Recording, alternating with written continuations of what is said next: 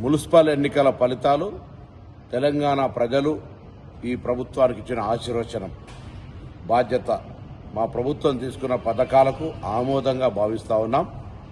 గ్రామీణ ప్రాంత ఫలితాలు ఇప్పుడు అర్బన్ ప్రాంత ఫలితాలను ఒక బాధ్యతగా తీసుకొని ప్రభుత్వం ప్రజల సౌకర్యాలు మౌలిక సదుపాయాలు కలుగజేస్తూ సంక్షేమము అభివృద్ధిని రెండు కళ్ళలాగా తీసుకొని ముందుకు పోయే ప్రయత్నం చేస్తుంది.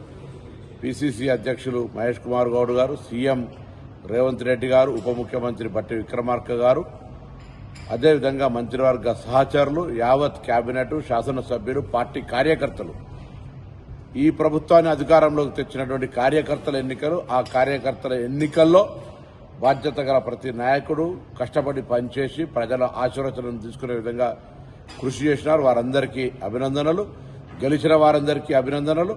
ఇది తప్పకుండా ముఖ్యమంత్రి గారి నేతృత్వంలో జరిగినటువంటి ఒక గొప్ప సంక్షేమ కార్యక్రమాలు ప్రజల దాకా నేరుగా చేరినాయి కాబట్టి గెలుపు సాధ్యమైంది. ఈ గెలుపు ప్రజలది.